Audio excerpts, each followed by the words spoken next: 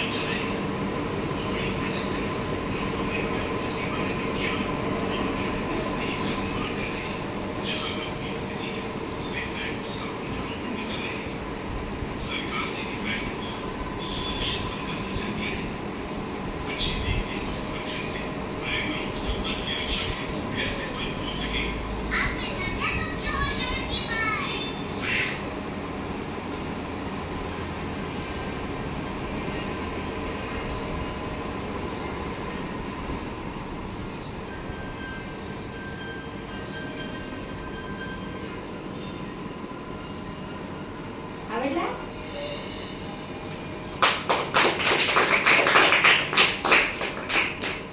Video पाहिला, बरोबर आहे? मॅंग्रोव्ज म्हणजे ह्या खारफुटी वनस्पती का महत्त्वाच्या आहेत? का महत्त्वाच्या आहेत सांगा बरं. आपण मॅंग्रोव्हचा व्हिडिओ पाहिला, त्याच्यातून तुम्हाला काय काय समजलं बरं? मॅंग्रोव्ज म्हणजे खारफुटी वनस्पती ह्या का लावल्या पाहिजे, त्यांनी काय फायदा होतो? आपण मासे बघितले, माशांचं संरक्षण होतं, बरोबर आहे? आणि समुद्राच्या लाटा येतात, त्या लाटा कोण थांबवतं? त्यांची मुलं जी असतात ती समुद्राच्या लाटा थांबवतात, कारण त्यांची भिंत तयार झालेली असते, बरोबर आहे? आपल्याला काय मिळतात? समुद्रातले मासे मिळतात, खेकडे मिळतात आणि महत्त्वाचे म्हणजे आपल्याला 5 पट अधिक ऑक्सिजन मिळतो, कारण ते कार्बन 5 पट शोषून घेतं आणि आपल्याला काय करतं? ऑक्सिजन देतं. अशा खारफुटी वनस्पती खाऱ्या पाण्यामध्ये वाढतात. उगवतात आणि आपल्या सगळ्यांचं काय करतात ते रक्षण आणि संरक्षण करतात। मग लोक काय करतात समुद्र किनाऱ्यावर किंवा खाडीच्या किनारी जे खारफुटी वनस्पती आहे ते तोडतात आणि तिथे बिल्डिंगी बांधतात। पण जर हे नाहीसे झाली झाडं तर आपल्या समुद्रापासून कोण रक्षण करणार? कोणच करणार नाही। आणि म्हणून आपलं रक्षण होण्यासाठी काय करावं लागेल आपल्याला? खारफुटी वनस्पतीची काय करावी लागणार आहे? संगोपन, त्यांचं रक्षण केलं पाहिजे, संवर्धन केलं पाहिजे। कारण ते प्राणी पक्षी मानव आपल्यासाठी ते फार महत्त्वाचं काम करतात। पर्यावरणाचे पर्यावरण जर ठेवायचं असेल तर या तटरक्षकाची भूमिका बजावण्याला मॅंग्रोव्ज म्हणजे खारफुटी वनस्पती कांदावरचं आपल्याला काय करावं लागेल? संरक्षण करावं लागेल, जतन करावं लागेल आणि संवर्धन करावं लागेल।